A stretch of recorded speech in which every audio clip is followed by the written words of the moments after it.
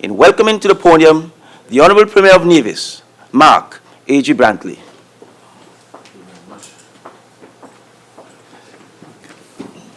Good morning, ladies and gentlemen, and thank you, as always, to the members of the press who have come to this press conference. This is, for us, an exercise in good governance and transparency.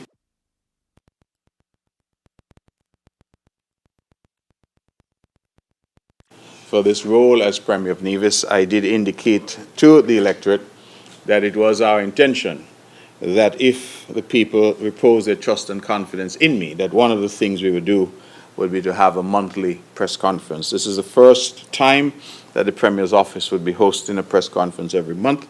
It is for us an indication of our commitment to greater transparency. It is, of course, an opportunity for members of the press who avail themselves of that opportunity to come and to ask questions and to get information. And so for us, it is a very important undertaking. I start this morning by thanking the members of the press, of course, who are here. Since our last press conference, we had the honor and privilege of celebrating with our most recent centenarian, Mr. Nathan Neville Sutton of Rollins Village. He celebrated his 100th birthday on the 30th of January 2021.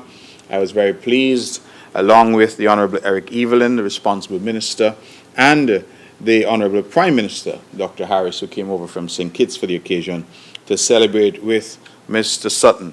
And certainly we congratulate him, his family, his caregivers, and wish him continued long life. 100 years is certainly something to be celebrated, and we celebrate with Mr. Sutton that he has done so remarkably well and is now 100 years old. Congratulations as well to the Empire cricket team. I am advised that they emerged victorious in the 10-10 finals tournament played at the VOJN grounds. Empire would have gone into St. James and defeated the St. James team. Highlights in the finals on Saturday, January 30th. Let me take a moment as well to congratulate the Four Seasons Resort. They have just celebrated their 30th anniversary, and I believe that the Four Seasons deserves a special word of commendation because they have been here for the past 3 decades and have contributed tremendously to the life and times of this island. Nearly every family on this island has had some contact with the Four Seasons, either as a worker or family member working, or they have been a supplier, a provider, a contractor with the Four Seasons. Our fisher folk, our farmers, everybody has had some contact with that resort. Of course, the Four Seasons started way back in 1991. They opened their doors, but they have continued to contribute, and they have grown. Over those years, when it started, it was obviously just the hotel.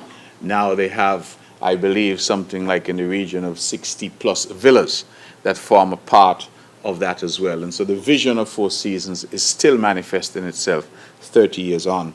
In recent times, this government would have been part of the renegotiation and the sale of that property to a new group. And we would all recall that that new group has invested upwards of $60 million in upgrades. Again, a significant investment which demonstrated confidence in the island of Nevis and the local economy. What is remarkable about the Four Seasons Resort is that we are advised that this was their first foray into outside the United States and Canada. And so this was their first international property. And the fact that they chose Nevis, I think the public should consider for a moment Nevis of 30 years ago. If you reflect on Nevis of 30 years ago, you get a sense of what a quantum leap it must have been for Four Seasons to have come. And I recall the opportunity that I had to meet with Isidore Sharp, who was the founder of Four Seasons, at his home in Toronto. And Mr. Sharp said to me that when he saw the site, he fell in love. And the rest, as we say, is history. So we're grateful to them. 30 years, I think, 30 excellent years, and we thank them for their contribution. We also have seen the milestone for Social Security, which has celebrated 43 years on the 1st of February. Social Security, I think, is perhaps the marquee institution in the Federation of St. Kitts and Nevis.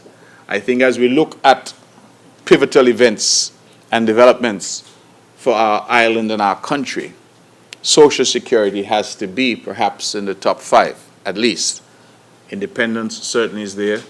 Adult suffrage, which came before independence, is there.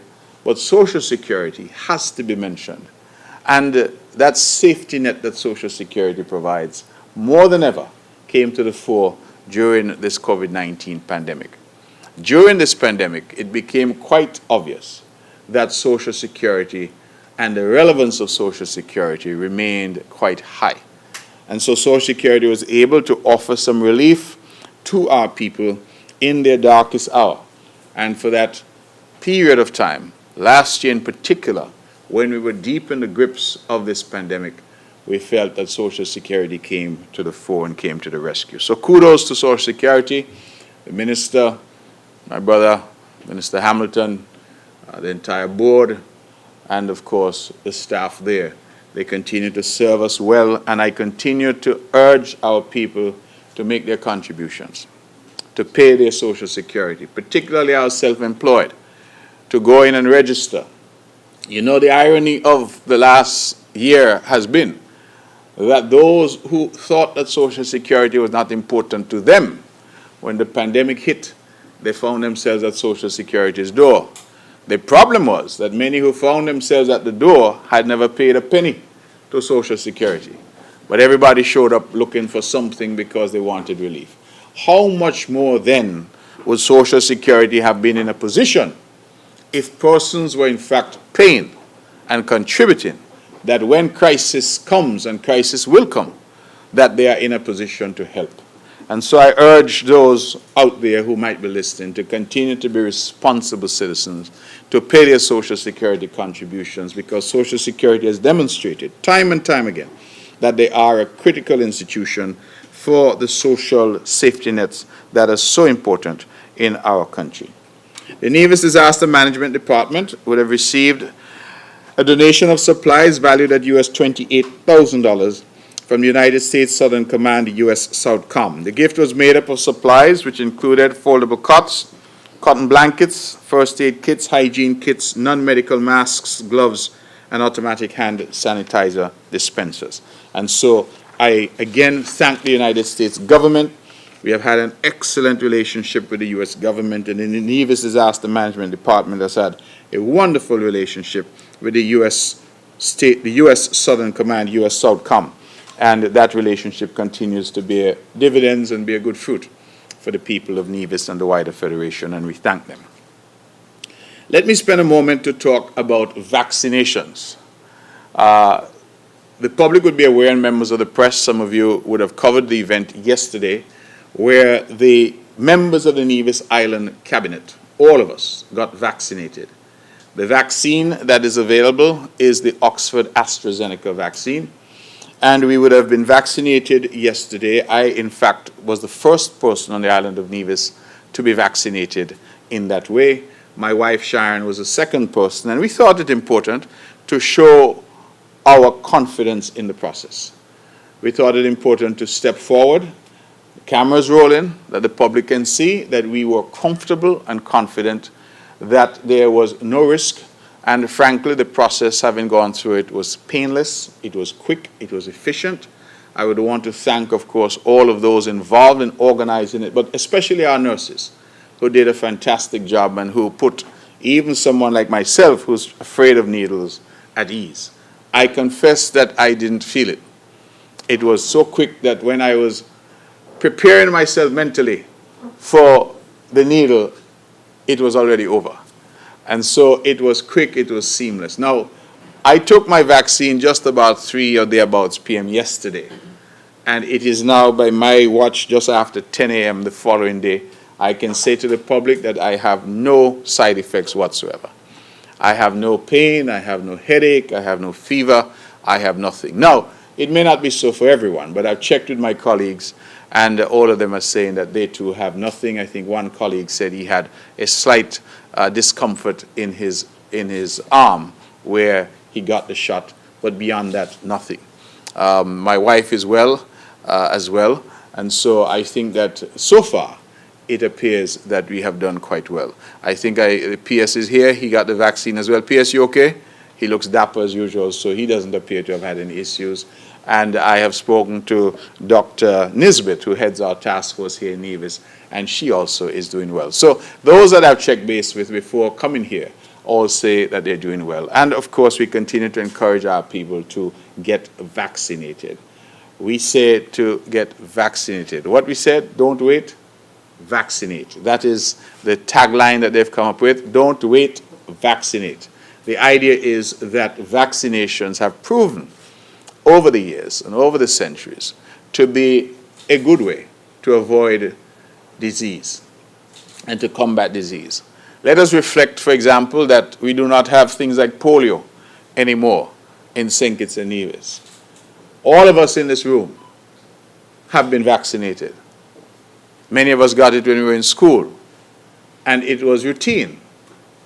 I remember the nurses used to come to Ivor Walters Primary School, and you know it was injection day, because they came, of course, to vaccinate us against tuberculosis, TB, against mumps, rubella, against chickenpox, measles. We get vaccinated sometimes when they say you get a tetanus shot. All of these are vaccinations that we get. And ordinarily, we don't even think about it. You know, you get dug with a nail or something, a rusty bit of metal, and you go and you get a tetanus shot, and there's no little thought given to it. The reality is that I think we accept as a public that vaccination works and that vaccination is important to keep us safe. The experts are telling us that this is the way out of this COVID-19 pandemic. I am very pleased that St. Kitts and Nevis has done remarkably well so far. COVID is unpredictable, and so good news today may not hold, but I think we have done remarkably well so far. There have been 41 cases total across the Federation. There's only one active case at this point in time, and that case is on our sister island of St. Kitts. We have had no local cases, meaning no community spread. All 41 cases have been imported. We have had no hospitalizations. We have had no deaths. I think that is a remarkable record by any measure. And just recently I saw a video that went viral listing St. Kitts and Nevis as one of only 8 countries in the world that was so safe that they said we were COVID-free. On the island of Nevis, we've had 12 cases, 6 before our borders opened, 6 since our borders have opened. And of the 6 since our borders reopened, 4 of those were a single family.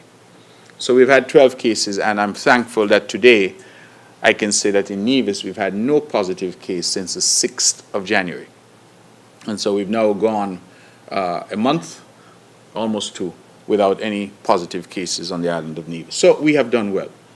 The vaccine now provides us with that additional layer of protection. It is not to suggest that we abandon the non-pharmaceutical measures that have kept us safe thus far, because obviously we continue to encourage our people to physically distance, to wear their masks when in public or interacting with other persons, and certainly to wash their hands frequently. Indeed, just last night and on the MARC program, I had Dr. Nisbet and Nadine Carty-Keynes from the HPU, the Health Promotion Unit, and they emphasized that pandemic or no pandemic, washing your hands often is important hygiene. We were taught that as children. I'm not sure when we lost the habit, but we need to redevelop those habits of good hygiene, because good hygiene saves lives and prevents many diseases from spreading. And so I just wanted to reiterate that the vaccines are available. They will continue, of course, to roll out the public relations exercise. They will continue to roll out the campaign. They will continue to ensure that the people of Nevis are made aware and that they understand and recognize that getting vaccinated is really the way to go. As I said, I am standing here today as the Premier of Nevis and some specimen, living proof of somebody who was vaccinated just yesterday. And I don't think my voice sounds any different. One person said I will soon stop thinking for myself. At this point, I'm still thinking for myself. My faculties appear to be in order, and I just think that we need to, finish away with a lot of the chatter and just get to it and get it done and keep us safe. Remember that nobody is safe until everybody is safe. And so the idea really is that all of us should be vaccinated. We have yesterday made it a point to invite the parliamentary representative from the opposition, the Honourable Cleone Stapleton Simmons. She was invited by us to be vaccinated with us. She demurred and will do so at some other occasion, but certainly we will encourage her and those that she leads and those that she represents to also get vaccinated. I say that because I wanted to be clear that we see this as an all-of-society approach. We do not see that there is any politics in this. We do not see that there is any reason for anybody to not wish to be vaccinated. The only questions here should be safety and security of our island, and that is what we are seeking to achieve. And so we want an all-hands-on-deck approach, all shoulders to the wheel, as we go out and roll out the vaccination campaign. Now, the initial vaccines that we would have had were 2,000 vaccines that we received from Dominica. Dominica, in turn, would have received those vaccines from the government of India, and the government of India has kindly consented to send vaccines for us directly and for other countries in the region as well.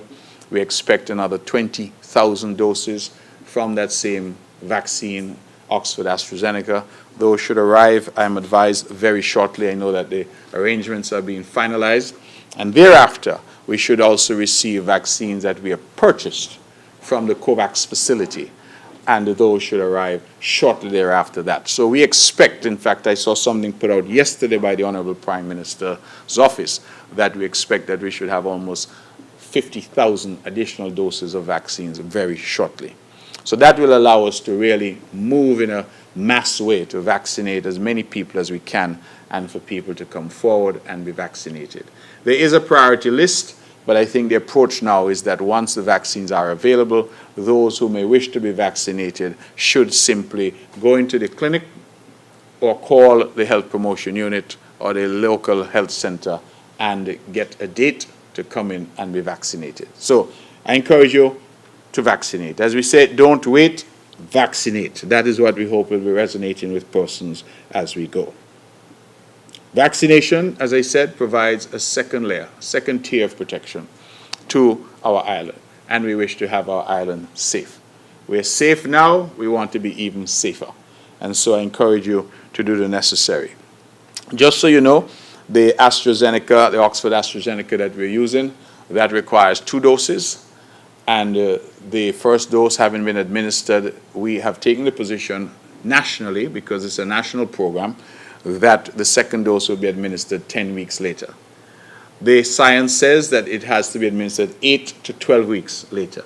So the reason they've chosen 10 is because if you've taken the first dose and they can't find you at week 10 for the second dose, they have a 2-week window to track you down. So that is the whole idea, that they will track you down. You get a vaccination card, a document, and that document will show that you're vaccinated. Now, I think that this is an important information for you to have, because I anticipate, I don't know, but I anticipate that part of the response might be that you will need your vaccine in order to move about the world. I recall recently I had to go to Africa, and the country I was visiting was Senegal, and I had to get a yellow fever vaccine before I could go to Senegal. They needed proof that I have been vaccinated for yellow fever. I heard recently that one airline, I believe it is United Airlines, is already considering whether vaccines would be a precondition for persons flying on that airline. So I think that we are where we are. None of us brought COVID. None of us wanted COVID.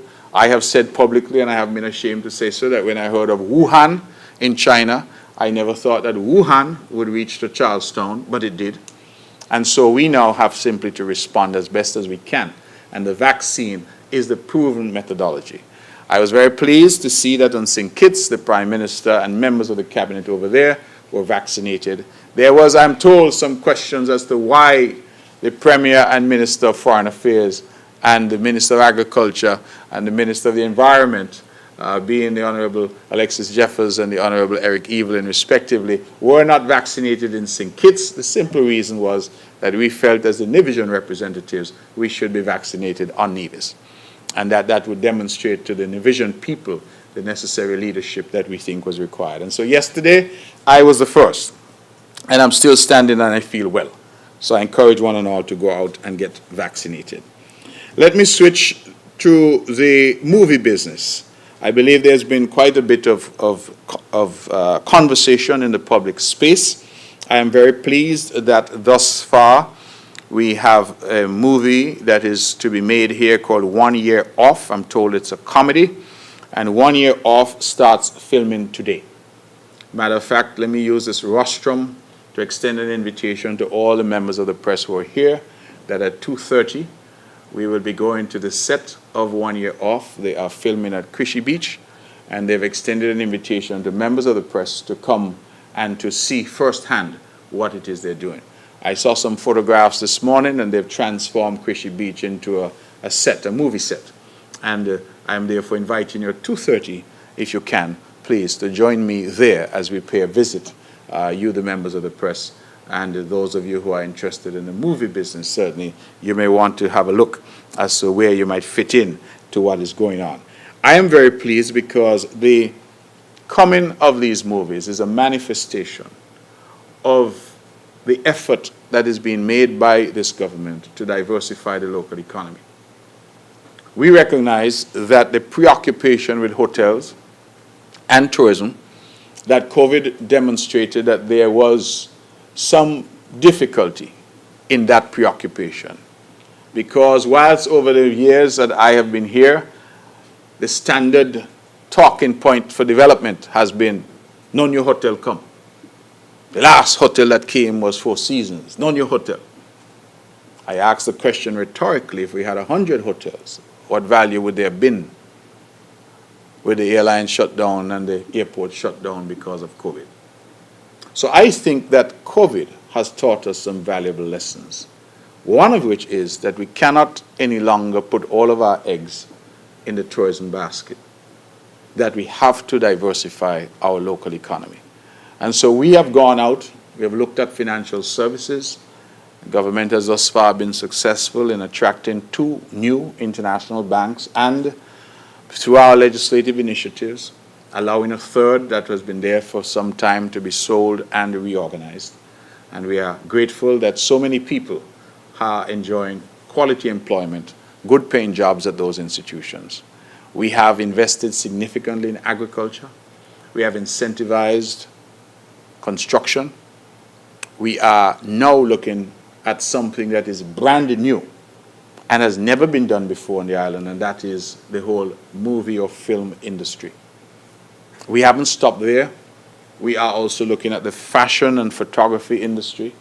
We had some fashion shoots that have happened here already, but we are now promoting that even more and saying that when we look around, some of us take it for granted, but we are truly living in one of the most beautiful places on earth.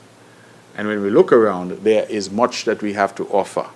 And the fact that we've done an excellent job in relation to COVID, and that God has been generous to us, merciful to us, that actually positions us quite well to attract people. And I can tell you that one of the main attractions for MSR Media to come and to partner with us to make these movies on Nevis was our record on COVID. They were looking at other places, Barbados and Puerto Rico, for example. But because of our excellent track record on COVID, they said, what? Just 12 cases on an island? That's where we want to go. No cases since January the 6th? That's where we want to go. When we negotiated with them, we said to them there will be no compromise in relation to our protocols. That if they're coming, they must come, but they must come and adhere to the full protocols that we have established. And they accepted that. And they're here now, and they're happy to be here because they feel that they're in an environment that is safe. I say that to say that that would not have been possible without the excellent leadership that we've had, the task force level, both in St. Kitts nationally and locally here on Nevis, the leadership that we've had from government that has been prepared to listen, the hard decisions that have been taken. Many of you here, I'm sure, would have in your quiet moments complained and said that these are too draconian. Who would have thought that in our country we would have had lockdowns, curfews, people lining up to use the bank or the supermarket? But those were measures that we took. And I believe in all this sometimes we forget to thank the public of St. Kitts and Nevis. And since I'm on Nevis, more specifically the Nevisian public. Why? Because had you resisted, we wouldn't have had enough prison space to fit everybody. So we must commend the public because the public put up with all the impositions, all the restrictions. And the public must be commended. It is because of the discipline of our public that we now could attract movies to Nevis because the people are saying the island is safe. And so today I hope members of the press, you'll avail yourself of the opportunity to go to a real live movie set on the island of Nevis at Cushy Beach at 2:30, where you're invited to see what all this chatter is about. I am delighted that I have met with the producer, Mr. Philip Martinez, and his team of MSR Media, and that they have indicated that the initial deal was to do 2 movies. I'm told he might make an announcement this afternoon, and so we look forward to any new announcement in that regard. But thus far, I'm advised that they have hired some 32 full-time staff. They have rented some 22 apartments, units at the Hamilton Resort, and so we say kudos to the Hamilton. They're benefiting significantly from this. They've rented them, I'm advised, for the rest of the year. They have also rented between 5 and 6 villas for the rest of the year. They have rented several cars and trucks and vans to move people around from various car rental agencies for the rest of the year. And they are obviously engaging with caterers, they're engaging with various hotels. They are currently, I'm advised, booked out Golden Rock Inn, to do a filming there for the next 3 weeks. So Golden Rock will be closed to the general public for 3 weeks. They have hired some 11 at this point local actors who will have speaking roles. I'm told that a speaking role simply means that you have something to say in the film. And then in addition to that, they've hired some 167 extras. I'm told there's fancy language for it, but I know it has extras. That's people like me who will just stand at the bar with a beer and say nothing. But they will pick you up on the camera. You know, the movies when you see people in a nightclub dancing, those are extras. So they have 167 of those. What is important, I think, is the economic spin-offs from this. Because all of those people that I've mentioned are being paid. So even the extras are being paid. The actors are being paid, the local actors. The gentleman advised me that his payroll at the moment is up to 80 persons. 48 of those have been brought in from overseas. Those are the technical people, camera, sound, etc. And he has 32 local people already employed full-time. Now, we have to think about this in terms of its multiplier effect. 48 people are actually living on the island. They've moved here. 32 local people are now enmeshed with them. So we have the economic multiplier, but we also have to think about the training and the skills transfer that we expect to happen. Because local people are now embedded with them in terms of the film business.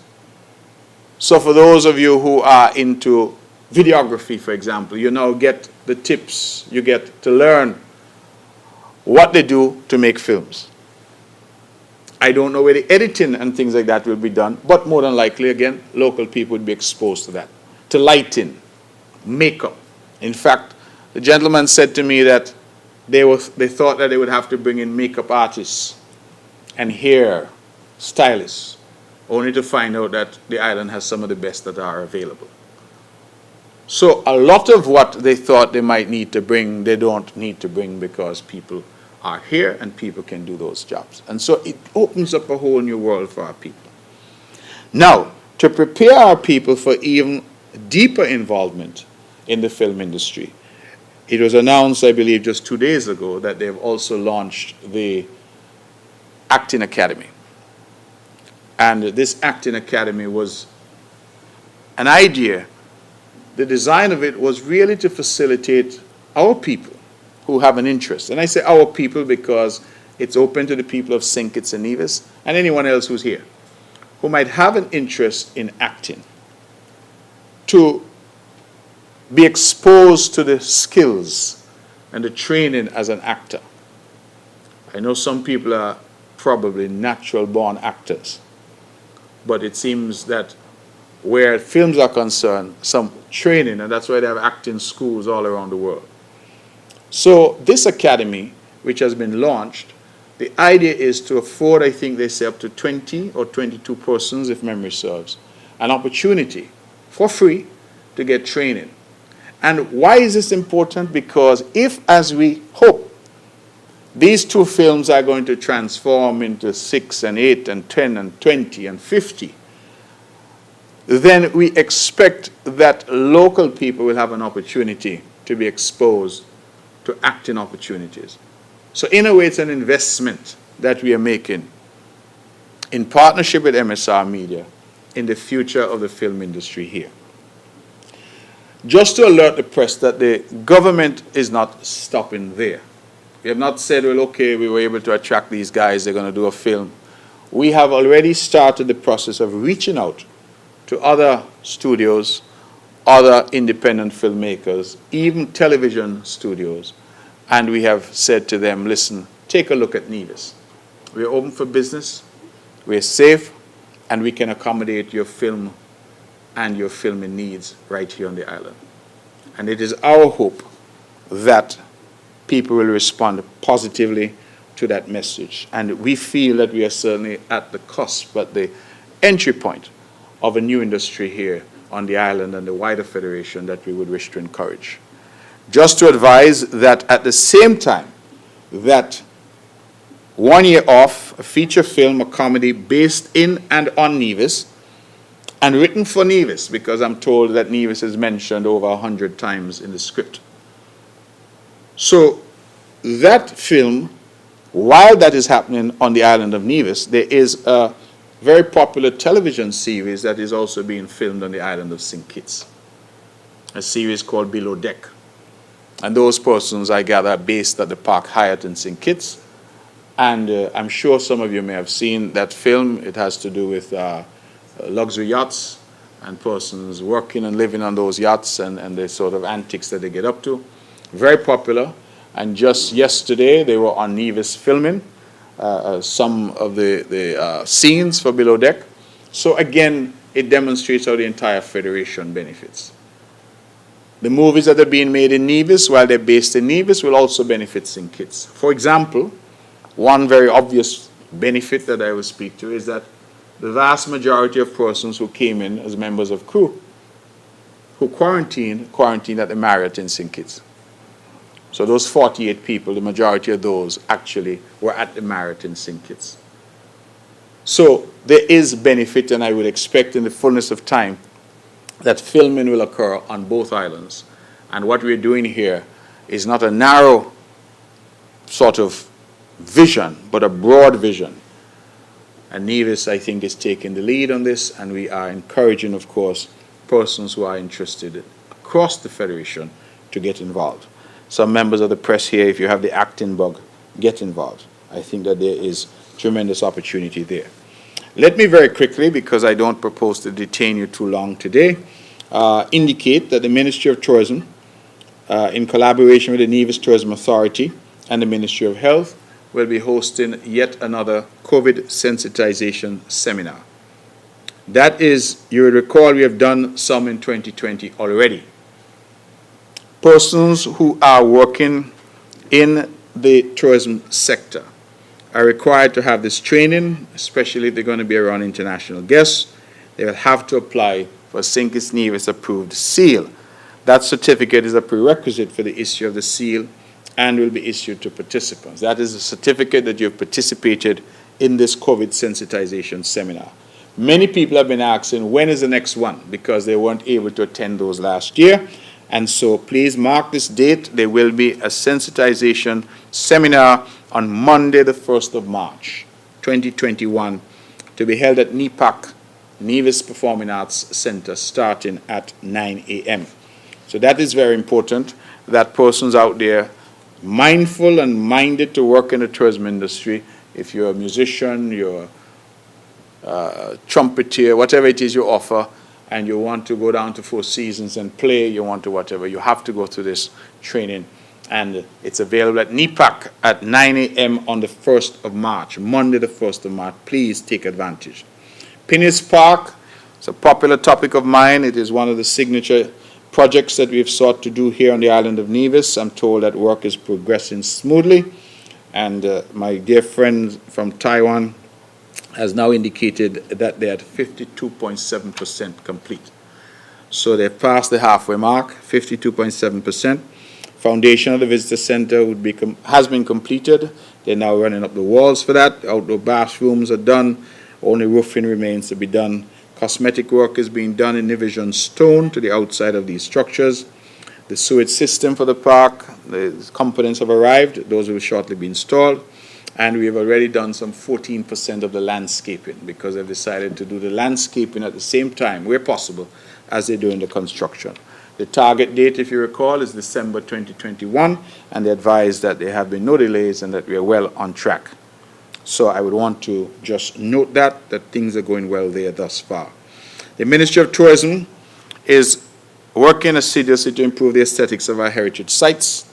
At New River, work has begun on the construction of a perimeter fence, which will serve to protect the heritage assets on the site, as well as to facilitate landscaping, erection of interpretation signage, and the addition of a visitor center. That should be completed somewhere around Easter 2021. We're also doing some upgrades at Fort Charles, where bathroom facility has been added. The grounds have been cleared and prepared for landscaping. We are asking for the patience of the public, but also to advise that we have seen a tremendous uptick in interest from the public. People are asking for these sites now for weddings and groups and picnics, and that is, I think, a very important development. I would wish to publicly commend Mr. Sylvester Mead, our Heritage Sites Manager, and the entire team at the Ministry of Tourism, led as we are by the Prominent Secretary, John Hanley, for their diligence and passion in the area of heritage tourism. Exposition Nevis 2021, we're asking you to save the date, that the activities dubbed Exposition Nevis will be held April 18th to 31st May. The theme for this year is fostering domestic tourism, and you will hear a lot more about it. In terms of the Nevis Tourism Authority, we're very pleased that the St. Kitts Nevis has been listed in the travel publication Travel Pulse among the 10 safest destinations in the Caribbean. In fact, we were number 1 in terms of safety. And just a brief quote, and I quote, St. Kitts and Nevis has the Caribbean's lowest travel advisory at level 2. What's more, the CDC, Centers for Disease Control in the United States, has lowered the dual island nation to a level 1 in regards to the pandemic.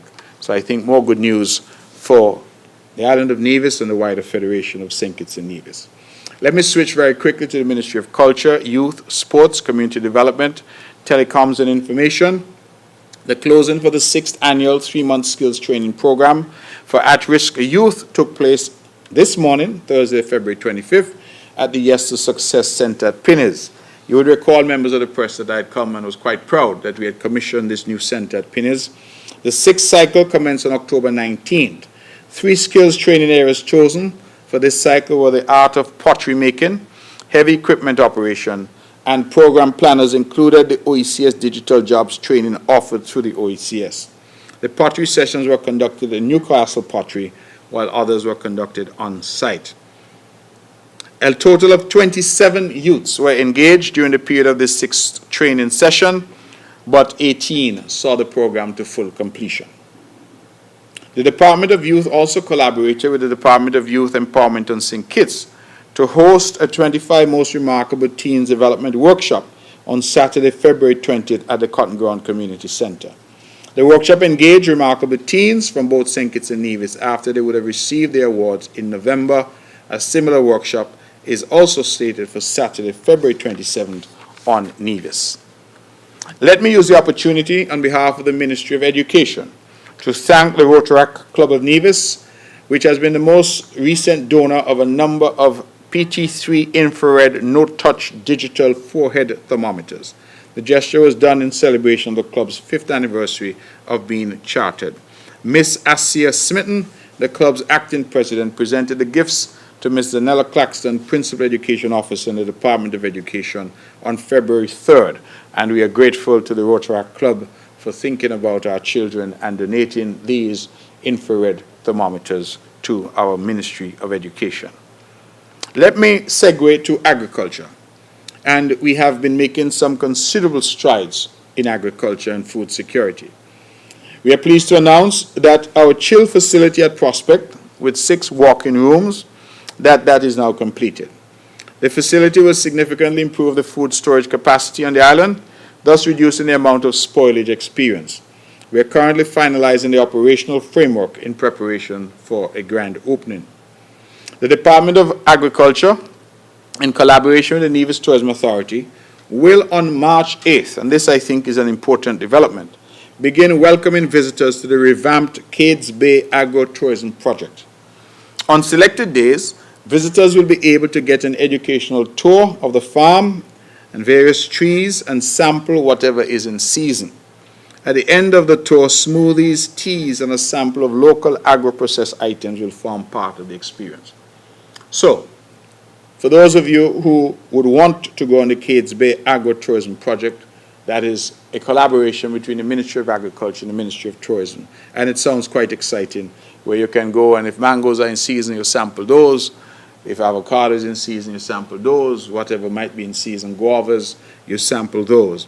And you also get smoothies, teas, etc. So we are looking again to see how we can do more with what we have and how we can collaborate and create value. And this, I think, is an important development. We're also pleased to announce the hosting of the Nevis Agro Fest 2021. The theme, Eat Locally, Boost Immunity. Time, Friday, the 26th of March, 7 a.m. until. It will be at the Villa Grounds, and all sections of the Department of Agriculture will be represented. Farmer stores will be available. The Department of Marine Resources with fish and fish dishes, and the entrance is free. We will also host the regular fresh produce sale on Friday, the 26th of March, on the south side of the Charleston waterfront. Local produce from farmers and the abattoir will be available at bargain prices. The Department of Marine Resources will also host its rescheduled Fish Festival on Friday, 26 March, on the south side of the Charleston waterfront. Fresh and cooked seafood will be on sale from 10 a.m. until. Let me switch very quickly to the Ministry of Health and Gender Affairs. The Ministry of Health and Gender Affairs would wish to congratulate, and I join them in congratulating, Rowan Bramwell, Earl David, and Sherilyn Doe Stapleton, who have successfully completed and passed a 12-week emergency medical technician EMT training program at the JNF Hospital in St. Kitts. The program started on 23rd November 2020, ended on 12th February 2021. And I believe that that is very important because, as you know, we have invested in 2 brand new ambulances, signature development, first time again in the history of the island, and we are equipping our people now for handling those new ambulances and responding to our population who may fall ill and require the emergency services in a timely way. EMT staff, doctors and nurses at the Accident and Emergency Department are also currently receiving some refresher courses and continuous training in emergency dispatch, care and treatment with paramedic and highly gurgle, courtesy of the Four Seasons Homeowners Foundation. So we thank them at the Four Seasons. The Homeowners Foundation has always been a significant partner to the government in health, and we continue to work closely with them. Over the past 2 weeks, Ministry of Health officials, both in St. Kitts and Nevis, met to discuss and finalize the country's COVID-19 vaccination communication and distribution strategy. The nurses involved in that process were also briefed, given a refresher training on 19 February on administering the vaccine. This and these activities are part of the rollout of the vaccine. Now, I heard there was some chatter about the nurses not using gloves when they administered the vaccine. I confess I didn't notice because I was so concerned about my own jab that I wasn't paying attention. But I have checked, and the response that I've got is that the WHO guidelines and the training that the nurses would have received did not require them to use gloves. And so there's nothing wrong with what was done in terms of a procedure. So I just wanted you to know that. We encourage persons to visit the Nevis Health Promotion Unit and the Sinkers Health Promotion social media pages and complete the CARFA COVID-19 vaccine acceptance survey. This will help to inform general public education vaccine campaigns to address concerns, build trust and understanding, and engage and empower the public. A similar survey specific to Sinkers and Nevis can also be found on the 2 social media pages, along with other social media pages and platforms, to assess the public view of the COVID-19 vaccine that is to be administered. The Ministry would also like to place on record our profound thanks to Waters Anchor Center for Health and Wellness and the Dreamy Group out of St. Kitts. Waters Anchor donated 112 STYR24 kits, which included a smart scale and activity tracker, connected bottle and free app, and sync all 3 devices. These devices will aid in tracking and optimizing the use of motion, hydration, and nutrition. The kits were distributed to the clinical staff at the Alexandra Hospital and the Flamboyant Nursing Home. And Dreamy Group, I remember they called me. I would want to thank my good friend Natalie. They called and they said they wanted to donate 200 roses to the ministry as part of their Valentine's Day. Those roses were distributed to health workers on Monday, the 15th of February, 2021, just one day after Valentine's, and I'm told that the response was overwhelming, and we thank them at Dreamy Group. They used to be called Dreamy Weddings. I think they're now taking the dream much wider than just weddings, and we thank them for that. Let me go very quickly to Public Works, the Ministry of Works. The Public Works non-established workers would have come back to work on February 1st, and during the period February 1st to February 12th. Now, I think the press is going to find this. I found it humorous. I hope you find it humorous as well. That the engineer technician from Resinil, the supplier of the new milling machine, was on island conducting in-person training and commissioning the new machine. During the second week of his stay, February 8th to February 12th, an actual milling project was undertaken under his supervision. And the bit that the project included the milling of the Island Main Road from just below Hosford's Building Center to Rams Shopping Complex, and along the Long Point Road and Pump Road from Valley Mart entrance to the bridge just before Water Department. The repaving effort commenced on Tuesday, February 16th, and was done by the Sunday, February 21st. A total of 2,780 feet, or just over half a mile of roadway, was milled and resurfaced over the past 2 weeks. You would recall that we had made a significant investment in a milling machine, brand new, and that will allow us. And so what we did there was to test it while the technician from the supplier was here. The bit I thought you might find funny is that the name of the technician they sent was Mr. Axel Corona. And so we had Mr. Corona, who was here with us, and Mr. Corona thankfully has imparted his knowledge and left. So he didn't stay. So Mr. Corona has done what he needed to do and left. So Mr. Corona, we want to thank you. We trust you got back safely.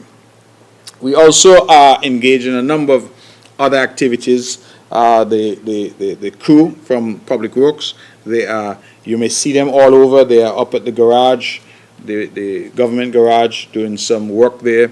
They are and have done the work at the walk-in freezers there at Prospect. They are also doing refurbishing of the asphalt plant and the bathroom and facilities there. They are engaged in some work at the Charlestown Public Market. They engage with housing the new water department. I think we advised that the water department building section will be moved very shortly to the a building in town on the Charlestown Main Street. And so they are doing a tremendous level of work through the Public Works Department and through our new project management unit, which also provides considerable support. I will end by speaking to the Nevis Post Office, just to indicate that they are planning a stage, they're at the planning stages, of implementing a web-based application for counter operations. The first phase in digitizing the post. The main objective is to reduce processing and turnaround time of parcels, packages, and letterbox payments by up to 50%, and at the same time increase productivity, efficiency, and customer satisfaction. we are expected by September of this year to be in a position to launch that technology. I will leave it there and invite any question that you may have in the interest of time, and reiterate my invitation to each and every one of you to join me at 2:30 at Crishy Beach on the set of 1 Year Off, the historic first movie to be filmed on the island of Nevis. Thank you.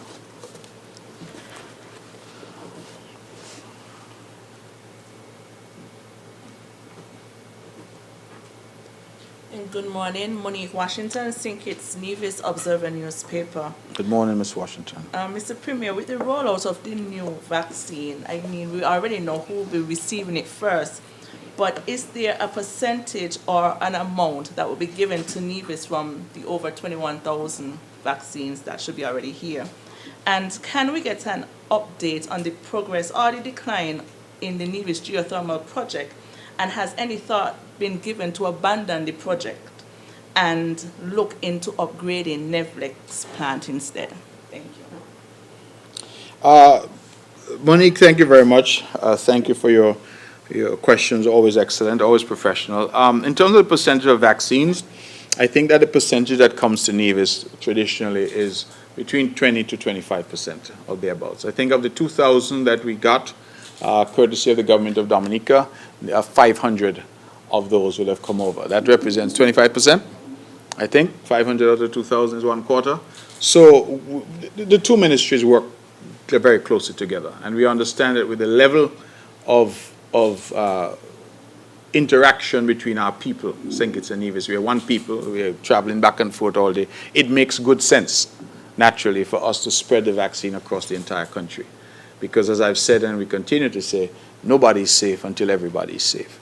So the vaccines are being shared in an equitable way, and so far things have been working very smoothly between the ministries at the national level and at the local island level. The geothermal project is interesting that you asked, because we had a meeting, was it yesterday, PS? Yesterday, with the technical team on Nevis, the legal team, the Nevlec and others, and we're actually at the end stages now of completing our renegotiation, because that's what we've been engaged on. So far from abandoning the project, we are actually prepared to move forward with the project. And we had some minor points left to renegotiate. There is a new player that has come in as an equity partner, a company called Albioma, and we are working with all of these different lawyers and different individuals to ensure that we have the best possible deal for the island of Nevis going forward. So the project is definitely on. What I will say to you, however, is notwithstanding that we are committed to geothermal, we haven't stopped trying to upgrade Nevlec. So the two things aren't mutually exclusive. We have continued with the upgrades at Nevlec. In fact, I would have advised recently that the government took a decision to purchase another Wärtsilä engine to ensure that we have sufficient capacity at Nevlec to carry the island, so that we are not putting, if you will, that on hold while we wait for geothermal. We are saying that we should have the capacity, and if and when geothermal comes, then we do the necessary switching over to renewables. That is the ultimate goal, but in the interim we continue to upgrade. So Nevlec, I believe, I don't hear anybody talking now on social media about not having power, so that's always a good thing, because we know when power goes off, it's a huge inconvenience to persons. Two things. If the press is going to give this government any little credit, that I'll ask you to give us some credit for. Nobody making noise about electricity and water on Nevis. And we all remember when a lot of noise was being made about electricity and water. So our people have water and our people have power. And I'm very happy about that. And that is not by chance or by accident. That is because we have been investing and we have been working to improve the delivery of those two essential services to the people of Nevis. Any other questions for me?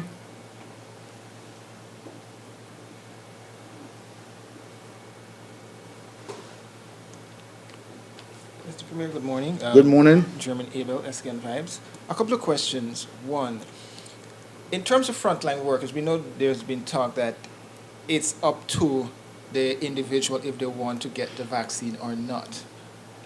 But is there a policy going forward, whether or not those frontline workers will have to take it, in light of the fact that St. Kitts and Nevis is pushing for a 70% inoculation rate, basically. So what's the NIA's position there?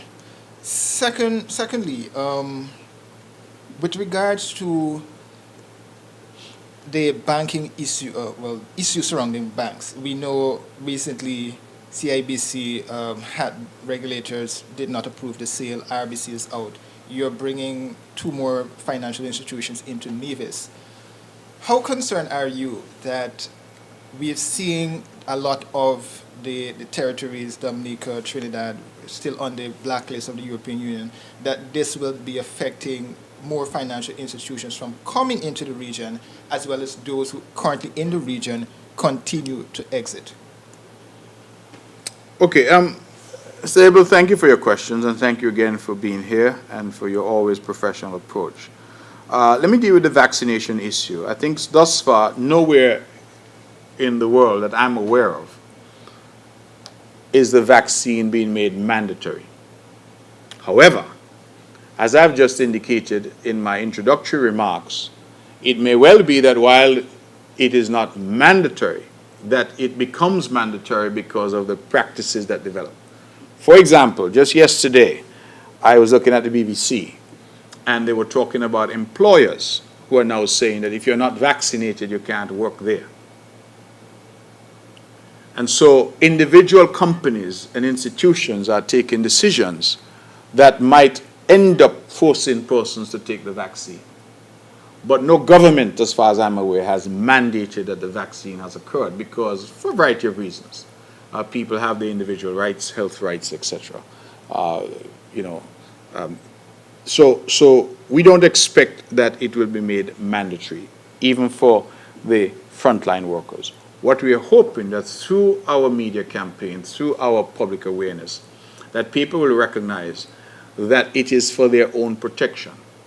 The reason why we wear masks is for our protection, but it's also for the other person's protection. If you're masked and I'm masked, it protects both of us. Equally, if I'm vaccinated and you're vaccinated, it protects both of us. And so the idea really is to make the case to the public. As I said, vaccines are nothing new. All of us in this room have been vaccinated. I'm not asking, I'm telling you that all of us in this room have been vaccinated, one way or the other. Because some of us got it as children and we didn't even think about it. We've gone back, we've got booster shots. I remember in the old days, people used to have a scar on their left arm. Now it's done a little different, I suppose. I don't see the scars anymore, but they used to have this round thing on their left arm. All of this is vaccination. So it is nothing new. And I think that a lot of the furor that you're hearing is probably just because we haven't been able to put the information out there in a way that people can grasp it, understand it, and allow us to move forward. So at this point, we're using moral suasion, and we're saying to our people, please go out and be vaccinated, and trying to provide some leadership. And that's why I went yesterday with my wife and the members of the cabinet to say, hey, we trust the process. We trust the vaccine. We think it's safe. And again, here I am, talking to you, having been vaccinated yesterday, and I am not feeling any ill effects at all. Insofar as banks, you're correct. We have always to be concerned. The watchwords now are regulation, oversight. We have to ensure that our anti-money laundering, our anti-terrorist financing, and all of those are up to speed and on par with what the international community is requiring of us. You talk about blacklisting. I have said that I try to avoid that language because I don't know how anything that is black is bad. I have said that the list of uncooperative jurisdictions is perhaps better language. Or if you wish to call it a white list, then I would probably use that language. But a list of uncooperative jurisdictions is, I think, better. The EU, regrettably, continues to operate, I think, in an unfair way. The reality is that they have removed Barbados recently, but added Dominica. And I think that the public and the members of the press, you must ask yourself, with the world in the grip of a global pandemic, where people are dying, where hospital systems are being overrun, where people are now frantic, countries are frantic to get hold of vaccines so they could save lives. Where Brussels find time to talk when they're putting people on lists of uncooperative jurisdictions? I mean, you know, these are the questions that need to be asked. Where you find time to attack poor little Dominica? And it's not good enough for me to say, well, Nevis ain't on it or sink is Nevis, because we could be on it tomorrow because nobody knows what the criteria is. What are they applying? What's the yardstick? Today they tell you this is fine. Tomorrow they come back and they say, oh, and they have another look at it. And you must question the timing. Forget for the moment what it is they're seeking to achieve. I don't know. I don't even know if they know what they're seeking to achieve. But the timing of it. Here's PM Skerritt in Dominica fighting to keep Dominica alive, keep people alive, the people in Rosso. Keep them alive. The people in Trafalgar, keep them alive. That's what he's trying to do. And the EU, some technocrat in Brussels are going to say you're uncooperative in the fight against money laundering. People have time for money laundering right now. People trying to save lives. And I'm not suggesting that, oh, it becomes a free-for-all. We understand that the banking system must be clean and clear of any corrupt practices, any illicit money. But the timing could not be more cynical. To put any of these islands and any of these countries that are struggling to maintain life. Forget about livelihoods, because livelihoods are secondary now to maintain life. And that is the response of the EU. And I think the press needs to engage them on that. I feel very strongly about it. Not because it's not us. We must be our brother's keeper. And we have continually said that it is unfair, it is prejudicial, it creates tremendous reputational risks and harm to these countries to be put on these lists as if we are some kind of pariah. When in reality, when you look at the statistics, the largest money laundering scandals we've had in the globe have not happened in the Caribbean. They have not happened in the Caribbean. To find those, you must go to the money centers of the world, many of which are in Europe. So we have to speak truth to power. And if you have the biggest problem, and you have accounted for the most cases of widespread fraud, corruption, and money laundering, what qualifies you to target us? You know that old saying your grandma used to tell you, the devil can't correct sin. And that is the concern we have. And we are in a world now where it appears in the conduct of these matters that might has become right. And we must speak up and speak out against these things, because I think it is an abuse of power to use your economic might to put pressure on small countries like us, and like Dominica. And I am not the ambassador from Dominica, and I hold no citizenship there, let me make it clear. But I believe that we must speak up for each other. It is putting pressure on Dominica at a time when Dominica is engaged in a fight for the lives of Dominicans. It is incredibly cynical of the European Union. And I would like them to look at these matters and consider how they're being viewed from outside Brussels when they take this type of punitive action against the people of our region. Any other questions?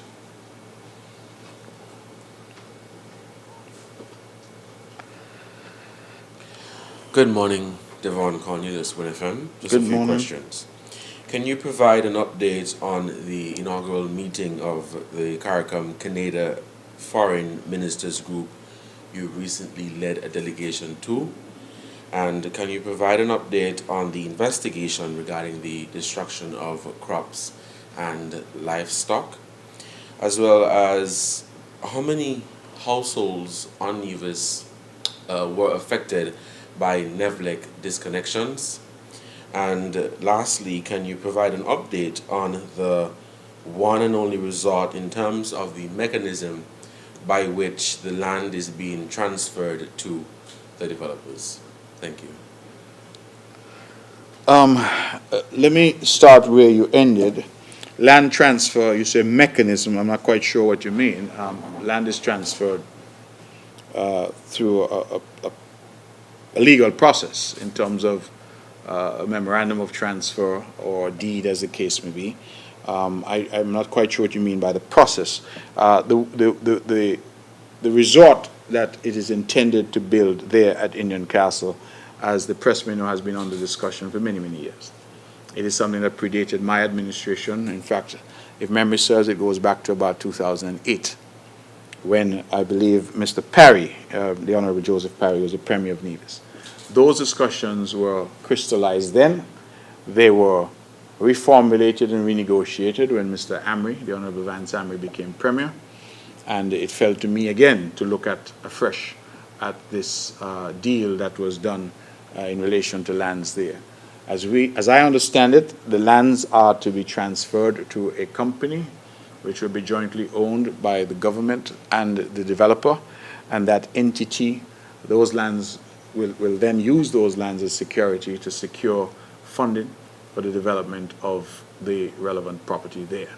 That is the sort of broad framework of the deal. There are, of course, other components in terms of concessions and tax breaks and the like, but the bare bones are basically that government land is being made available for purposes of a development of a resort. And it is not unusual in terms of the scope of what is being done and the framework of what is being done, that essentially what is happening is that the people are providing an asset to try and spur economic activity. Because this particular developer and this particular development has been talked about now for the last 12 or so years, we have in our recent negotiations given them 12 months to say to them that within 12 months we want to see some action, we want to see some movement there. And so we'll wait and see. It is early days yet as to where we are in relation to that. In terms of households that would have been affected by NEVLEC's disconnections, you say, NEVLEC continues with its position that it prefers to collect than disconnect. And I don't have a number for you, but I would hope that very few households would have been impacted. I say I would hope because I said I don't have the number at hand. The reason I would hope that is because our position has always been that where you have contracted government services and are not paying, that rather than being disconnected, to go into the utility and have a conversation. If there is some good reason why you have not been paying, there's an opportunity to enter into a payment plan. We ask people to come in. Don't just allow your power, your water to be disconnected. Come in and talk. What we have, Mr. Cornelius, in some cases, not all, are some people who simply refuse to pay. And some of the names, maybe if we get to that stage where we have to come and call some of the names, because I'm pretty sure that as a young person you would be in shock if you heard some of the names that were refusing to pay for electricity and water. I was in shock when I saw some of them, so I'm sure you would be in shock too. Because I'm pretty sure that you and your family try to pay your electricity and water every month. And if you can't pay all, you pay some. But there are people who for years have not paid in the case of water, and for months have not paid in the case of electricity. And what happened with COVID is that we offered relief to those who needed it. Remember, not everybody was affected the same way by COVID. Let's not forget that. Public servants, for example, continued to get their pay as usual. Some of them who worked in the banks and, various institutions continued to get their pay as usual. The relief that was offered was designed for people like the Four Seasons worker who was laid off, the Montpelier worker who was out of work, the man whose little business had to close down because of the curfew and because of the lockdown. That was the individual was being targeted for relief. What happened was, people whose income was not affected decided they ain't paying either. And let's just face it. That happens because people figure, well, they said Tom don't have to pay, so I'm not going to pay either. But Tom's situation and your situation were two different situations because Tom lost his job. You never lost your job. You continue to work. It's the same with the bank. You didn't ask me this question. But the bank granted a moratorium. And the bank said for 6 months, people did not have to pay their mortgage to try and get people behind. You know people who working and getting paid stop paying their mortgage? I'm telling you. They decide, well, if moratorium being granted, we're going to take moratorium too. Problem now is that they haven't paid for 6 months. What now happens is that when they go back in now after 6 months, things are probably a bit more difficult. So when relief is offered through NEVLEC, through the banks, through whatever, the relief is offered to those who genuinely need the relief. And so that is what we are saying. If you have and you still need relief, come in and talk to us. The government is not seeking to be harsh. But for those out there who can afford to pay but refuse to pay, then we think that that is unconscionable, and we're asking people to be responsible. You asked about investigation of the crops. I do not have an update on that. What I can say is that I have convened a meeting because the particular crops that were destroyed is that area that is going up towards Westbury, and the Providence Secretary, Mr. Daniel, and myself, along with the police, because the police have said they've grown frustrated at the number of complaints that they keep receiving. And so we have convened 2 meetings now. One here at the conference room, here at the Premier's conference room with the farmers. And the second, actually, we went on the farm, went at the site. And we have met with the farmers. And what we have over there going on, Mr. Cornelius, is really persons who are not at peace with each other. And so we are seeking to say, listen, the island needs food. We are encouraging food security. A matter of fact, the inputs that many over there have enjoyed have come from the government. We have provided fencing wire, we have provided free plowing, free land preparation. So we have contributed to those who want to produce food. And we are working now with the lessee of that property, which is the geothermal people, to see how we can formalize and grant maybe a sublease. In the meantime, we have said to them, do not plant any long-term crops.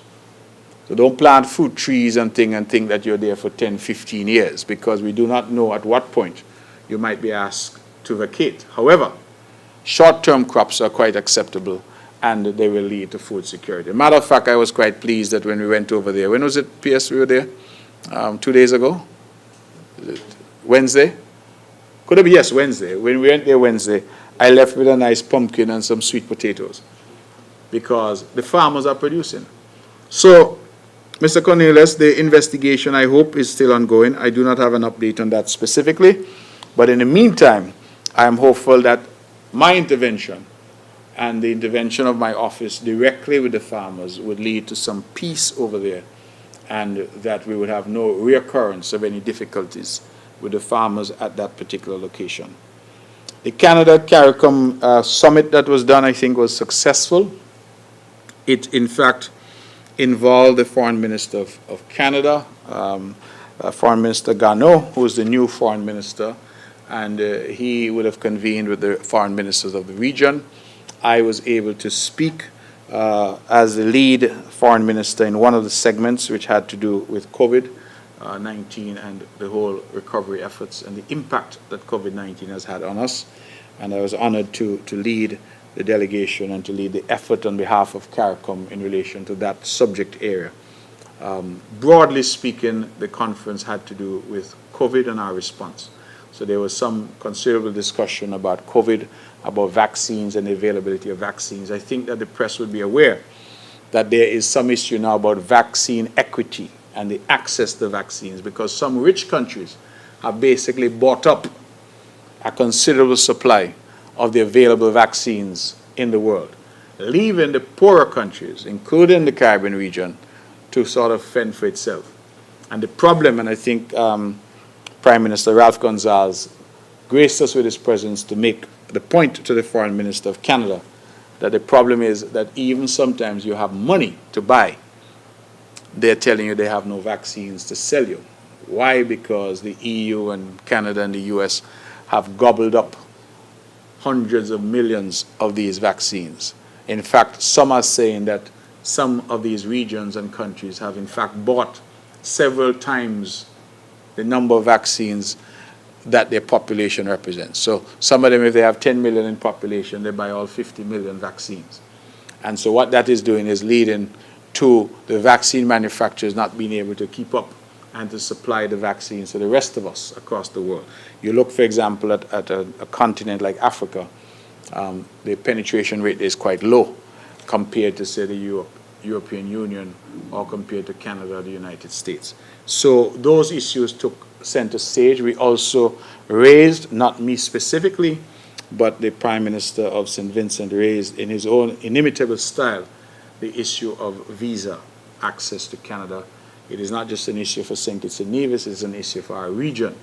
And the point continues to be made to Canada that you cannot say that we are best friends, as indeed we are, and require us to get permission to come and see you. That friends, I'm sure, Mr. Cornelius, when you go by your friends, you don't need a visa to go and see them because you're friends. And we therefore have said to them that you must treat us as friends, and friends do not require permission to see each other. We had, as you know, enjoyed visa-free access to Canada for many years until we lost it back in 2014. And since then, we've been trying to get it back. And we've had various attempts at the highest levels. None have thus far borne fruit, but that issue is still very much on the agenda, not only for St. Kitts and Nevis, but also for the rest of CARICOM. So those were the issues that took center stage. COVID-19 and the response, vaccines and access to vaccines, visa waiver and visa-free access to Canada. Oh, and one other matter, forgive me, the suspension of flights from Canada to the region. And there was a commitment that that will be looked at quickly to see how soon we can resume Canadian flights to our region, such as Air Canada. Forgive me, the name is, but another airline there from Canada. I almost said Northwest, but it's not that. But there are a few airlines that come from Canada to our region. And so we certainly look forward to the resumption of flights. As you know, flights were suspended to our region by Canada. So those were the issues that were dealt with. And we think that that forum provided an excellent platform for us to move forward in the future to really cement even closer the bonds of friendship that bind the people of our region and Canada.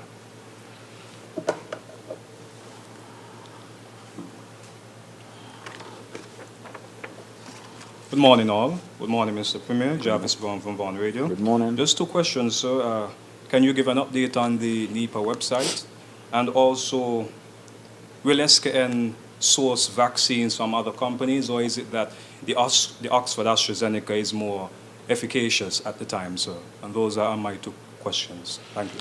Okay, the NEPA website, I have nothing new to report. We did the launch, as you know, members of the media were invited. And as the rest of the site becomes developed, we will inform the media. Thus far, we are working with it. We have just signed off on hiring a technical person to manage that site, and we expect that site will yield some dividends and benefits for the people of Nevis in terms of investment. We're looking very closely at whether or not we need an investment czar for Nevis. That is somebody who we will charge with attracting investment. We recognize that it's difficult for, I have responsibility for investment, for example, but I have responsibility for many things. And we really want somebody focused in a laser-like way. So we're looking at a number of options to see, Mr. Jarvis, to see where we go in relation to NEPA. But there are no new things to report. When that happens, we will let the media know. In relation to the vaccine, thus far it appears that the preference of St. Kitts and Nevis is the Oxford AstraZeneca. The Oxford AstraZeneca, we are told, has an efficacy rate in preventing the disease of anywhere between 62 to 90%. That's the range. And I believe that the efficacy increases with the second dose. So anywhere from 62 to 90%. It's a two-dose vaccine. Pfizer, for example, and Moderna, they have, I think, up to a 95% efficacy rate. However, the problem with those two, because there are only three that the WHO, I gather, have approved for emergency use: Oxford AstraZeneca, Moderna, and Pfizer. I think those are the three, right? Now, the Pfizer and the Moderna present problems for us in terms of transportation and storage. The Pfizer in particular has sub-zero temperatures, and apparently when it's taken out of storage has a very short life. So you have to literally take it out and administer it within a short period of time. It is also incredibly expensive. I believe that the last numbers I saw suggested that it costs up to $33 per dose, and it requires 2 doses. So to vaccinate each individual here, you would require up to 70 or thereabouts US dollars per person to vaccinate with Pfizer. Moderna, I think, is a little cheaper, if memory serves, but certainly around a similar price. The AstraZeneca, on the other hand, is only about 4 to 5 US dollars per dose. So it's cheaper. In addition, the AstraZeneca is easier to transport and store.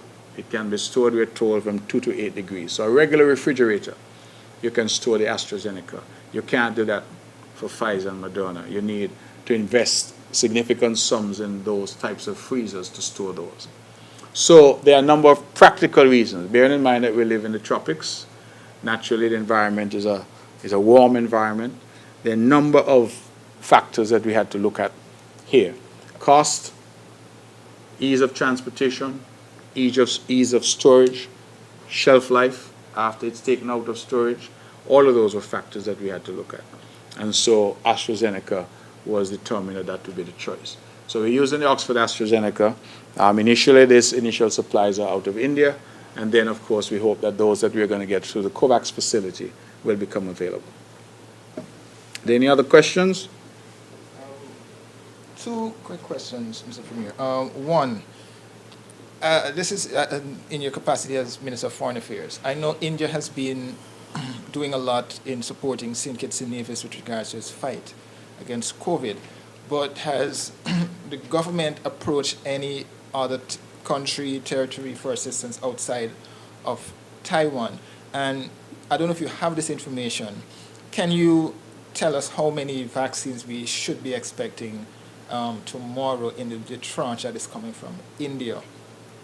And in terms of Nevis and the CBI, we know there's been a lot of economic repercussions from COVID-19, but how has the program been going since the start of the pandemic? Have you been still receiving applications from persons overseas?